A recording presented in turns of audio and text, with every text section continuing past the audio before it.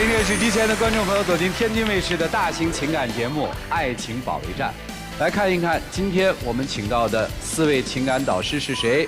他们是情感导师周群老师，欢迎周群老师；情感导师于博宏老师，欢迎于老师；情感导师于继静老师，欢迎于老师；情感导师辛唐米娜老师，欢迎米娜老师。看看今天的4位导师如何帮助嘉宾朋友走出情感困惑，了解一下这一对的基本情况，请看。我跟他在一起一点安全感都没有，每次吵架都不哄我，事后还得我低三下四去找他。我是个女孩子，需要人呵护，可是他从来没有好好珍惜我。他整天怀疑我和网友搞暧昧，我都跟他解释过无数次了，他还一直揪着不放，真的让我太累了。在他心里，游戏和朋友永远比我重要。我可以不作不闹，但前提是他爱我，愿意为我付出。我跟他谈个恋爱像养个孩子似的，幼稚的不行，再这样下去我真的受不了了。有请这对情侣，有请。杜先生21岁，来自黑龙江学生，有请小杜，有请。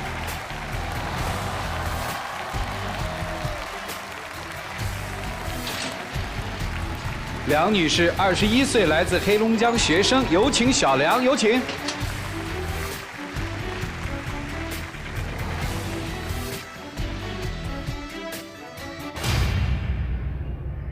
欢迎两位哈。你好。是大学同学吗？不是，是高中同学。谈了几年了？啊，2年了。啊，谈了2年了哈。这个怎么了？就是平时我俩之间有很多矛盾，然后就是也解决不太明白，然后就想上来解决一下这件事情。啊，说说啊。就是我觉得他没那么在乎我了，就是我跟他在一起时间长了，他对我没那么多新鲜感，把我看得没有那么重要了。有一次我发现他偷偷跟别的女生打游戏，主动加那个女生的微信，每天跟那个女生早安晚安的，主动关心人家说你干嘛呢啊，你吃饭了没有？然后每天都是我追着他跟他说话，我巴拉巴拉说一堆，他不怎么回应我，要不说在忙。等到他跟那个女生，都是他跟那女生说很多，然后说甚至有的时候他没回我消息去回人家消息去都。你是怎么知道的呢？就好像这姑娘在他旁边安了一个眼睛，你看说的活灵活现的。那天我在他手机上看到的，然后我就问了一下他这是谁，然后我一翻记录发现的。当时我是想让他陪我打游戏的，但是他也不陪我打，我寻思就找个别人陪我打个游戏而已，然后也是网上我也不认识啊，是。打游戏？那你有女朋友，女朋友会不生气不吃醋吗？所以之后我向你道歉了。那当时我也是刚认识他，所以就是话可能说的有点多了，那我肯定要瞒着你一下，要不然你肯定就会生气。那你说的何止是这些，你还跟人家说什么啊？你锁骨真好看啊，你还夸人家，那我看了我肯定会生气，多想啊。当时打游戏认识的，都当哥们儿一样，就是看他头像那样，然后我就随口那么一说嘛。哎，这个看锁骨这件事是怎么看到的呢？就是他那个头像看着还挺好看的，然后我就随口一说。哦，而且这只是其中一件，就是有一次我在你游戏好里头又发现了个女生，我就问了你几句，我说这是谁呀？什么时候加的？你就跟我特别的不耐烦，你咋跟我说的？你跟我说你想知道是谁，你自己翻呗，你有耐心你翻个几年，说不定你就知道是谁了。这个他本来就是我已经忘了他是谁了，就是可能几年前我打过游戏然后加过的。我让你自己翻，不就是证明我这段时间就是没有跟他打过游戏啊？但是因为之前有过这种事情，所以说我担心害怕嘛。我问你，你回应了我之后，我可能就放心了。然后那个时候我跟你生气，你坐在旁边一直打游戏，我自己一个人坐在旁边，就我一个人生着闷气，你也没有什么反应。我当时不也是跟你解释了，但是解释几遍之后你还是不信啊。那我也不知道怎么办。那你解释也不是好语气跟我解释，你也是跟我特别横。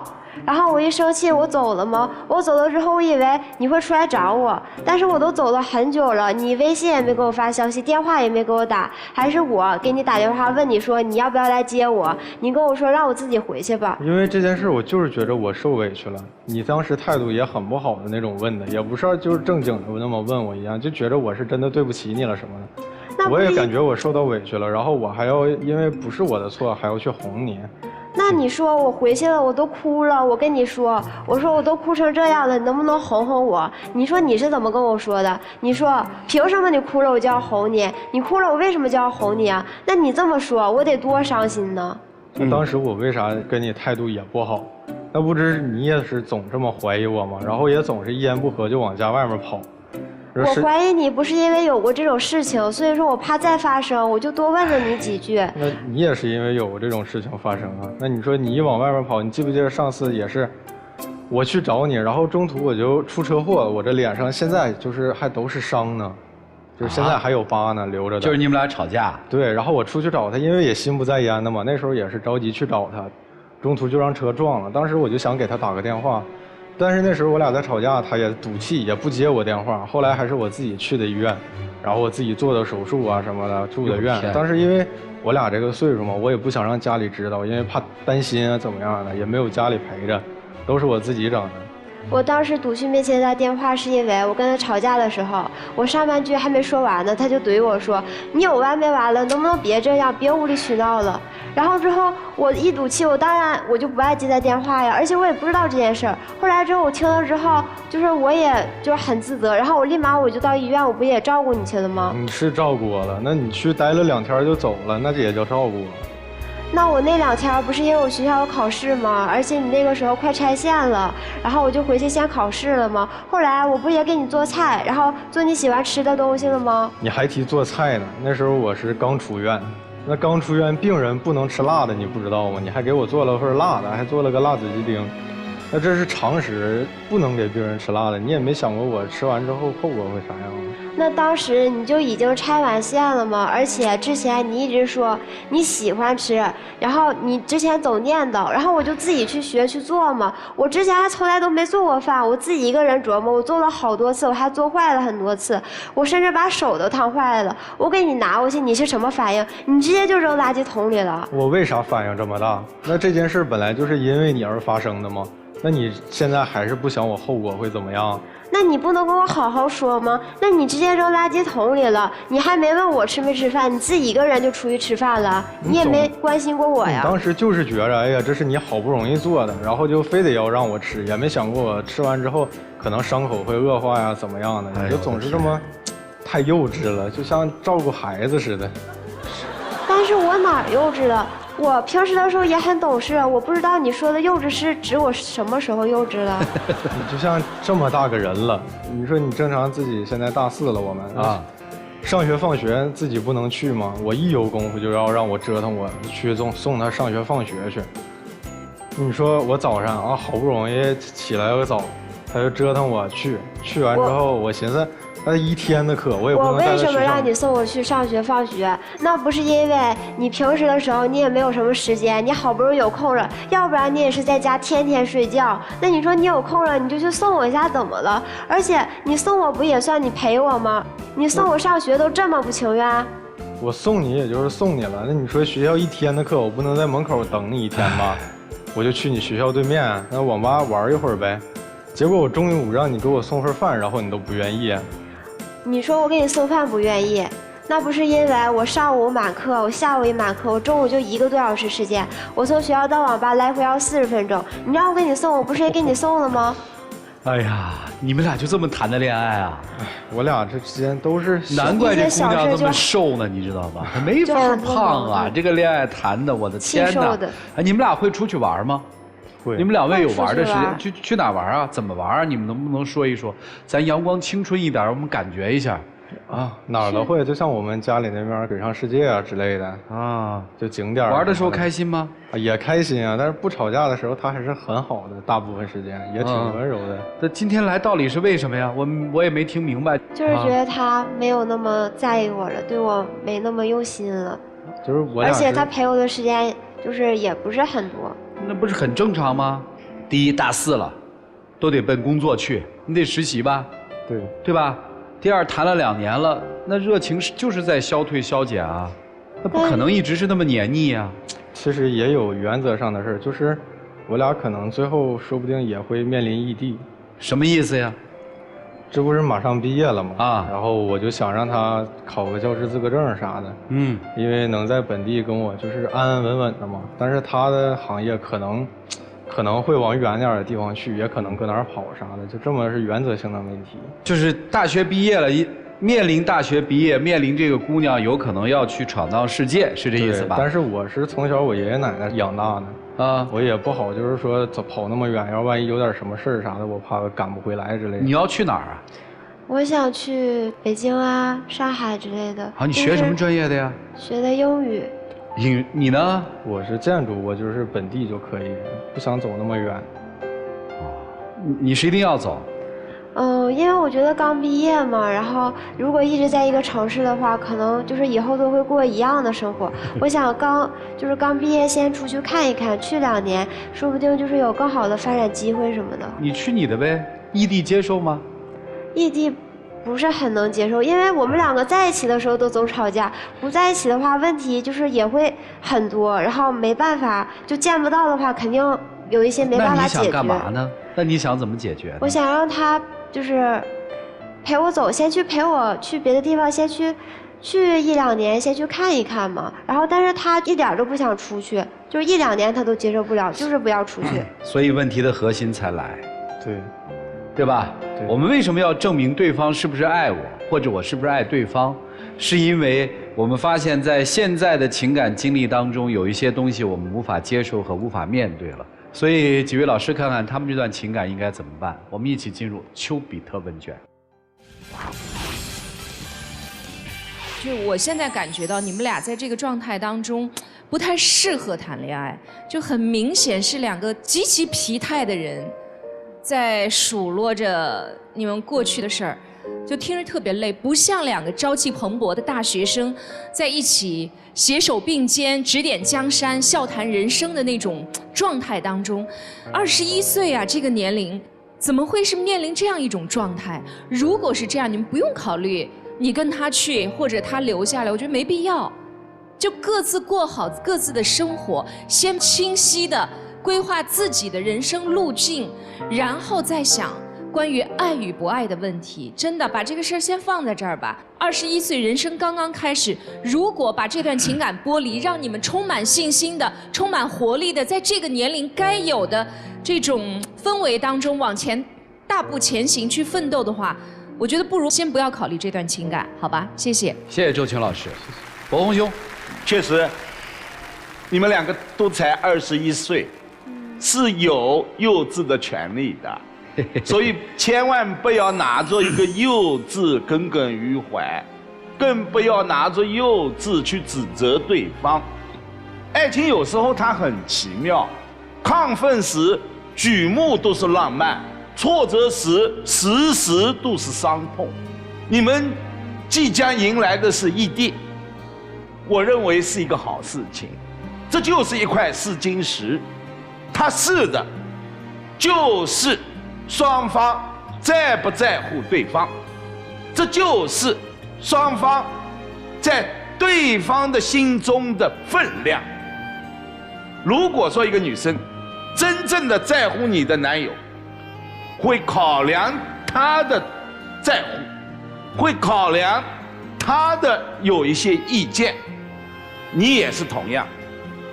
如果说你心中有女生足够的位置，你非常的在乎她，她一意孤行要异地的时候，你也会考虑我是不是和你一起去，或者我们想一个折中的办法。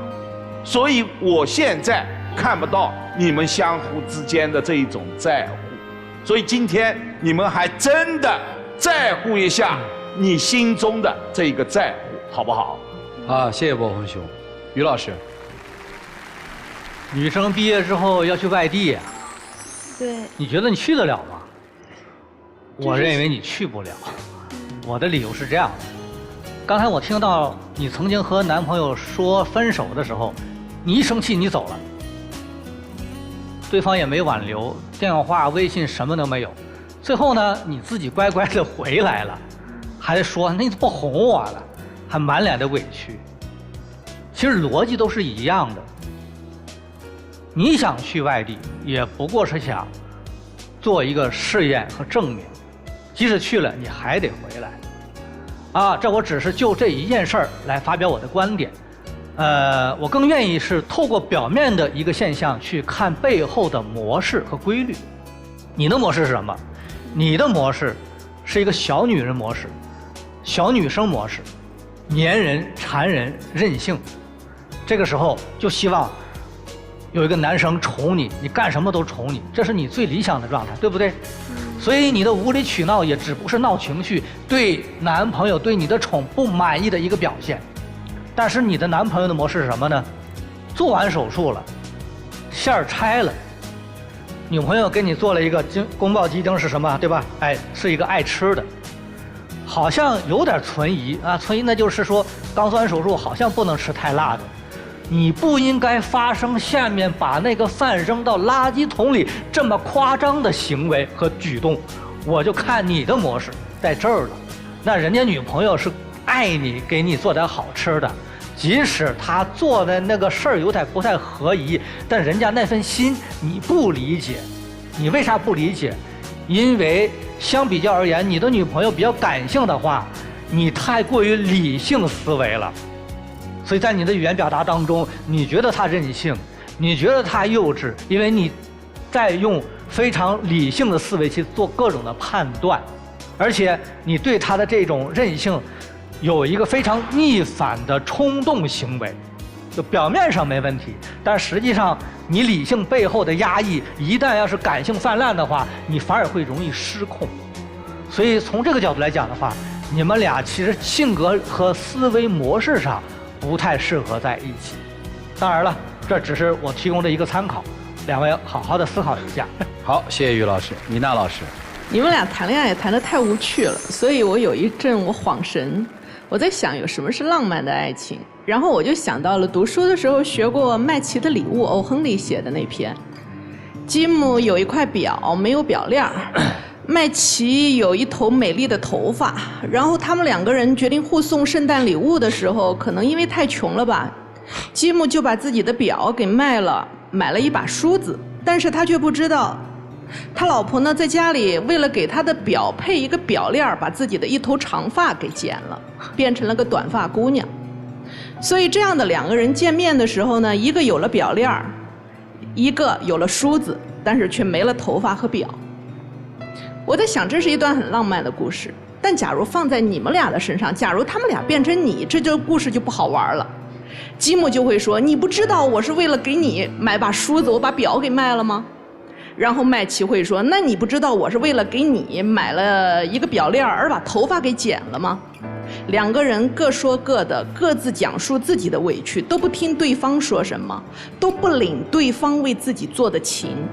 这段感情里头，你就是做再多浪漫的事情，它都会显得难看多余。你们两个人没有办法去领情，没有办法在爱里头有呼应，所以这一桩爱情走下去的时候，味如嚼蜡，会非常的无趣。分手吧，我是建议分手。这一个分手是在于你们激不起对方一丁点的激情。我们往水里扔石头，它能够有水花；但我们往墙壁扔石头，可能砸的就是自己。他在向你扔石头，然后不停地砸到的是自己。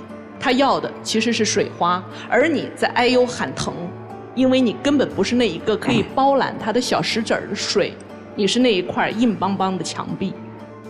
谢谢米娜老师。哎，想起一个词儿嘛，邀功请赏嘛，就是在一段爱情当中，如果他的模式是邀功请赏，彼此都是这样的话，他怎么可以长久呢？所有人都在算计自己为对方的付出，而没有看到对方为自己的付出嘛。而且他们俩那个保护机制同步开启啊，我印象特别深。男生说他要去外地，下一句话，我是从小爷爷奶奶长大的，我没法走，立刻关闭和保护起来了。我觉得坦诚最重要。年轻人谈恋爱，你们还不坦诚，不喜欢了，不爱了，那就是不喜欢了，干嘛非要找一个理由和借口呢？剩下的时间留给你们，一起进入真情60秒。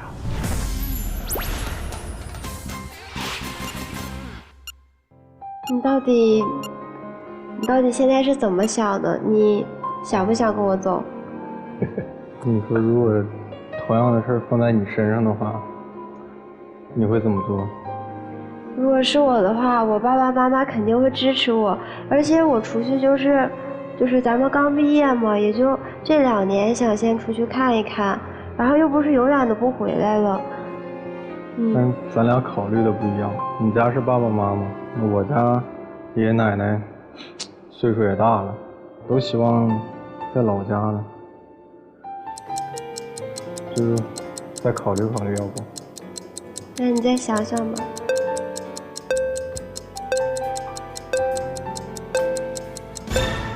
谢谢2位年轻人的分享，来，请回，谢谢你们，谢谢，请回啊。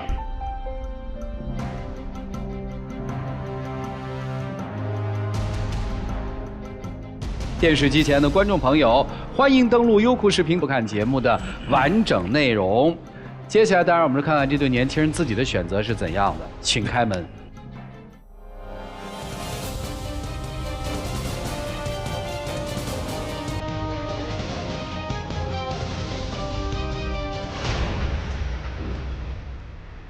和我的预期一样，男生没有，肯定是男生不来嘛，女生对啊不可能不来了嘛，这不回来了吗？去外地回来了，那模式嘛，啊，接受这结果吗？可能想到了，因为我觉得他可能也没那么爱我吧。他虽然平时不怎么顺着我，但是我也挺喜欢他的，我就想看看他会不会出来。所以你爱他吗？还是只是喜欢他？就是舍不得他，我也分不清是喜欢还是爱。人生要跟很多人和事儿做告别，因为一直要往前走，啊，所以选择你自己的生活道路嘛。我送给姑娘一句话，要根据自己的感觉和心理做决定，不要根据别人的决定做决定，你才能有自主性。好，谢谢老师。好，谢谢你，请回。谢谢。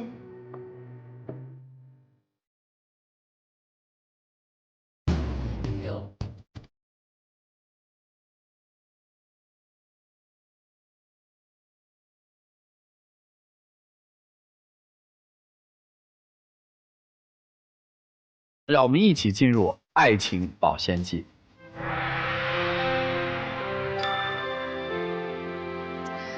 有网友提问说呀，老师，我跟我女朋友还有女朋友的闺蜜同住一屋3个月了，2个人完全没有私人空间，女朋友也不管不问，我该怎么做才好？你们3个人同住一个屋子吗？那我觉得这个问题太严重了。就算你觉得不方便，你的女朋友的闺蜜也应该有不方便的感觉呀。我觉得你可以直言不讳地告诉你的女朋友，我是在和你一个人谈恋爱，而不是在和你们2个人谈恋爱。所以跟你女朋友好好沟通一下吧，这个问题必须要及时的解决。谢谢你。当然也要谢谢电视机前观众朋友的收看和陪伴，我们下期节目再见，谢谢大家。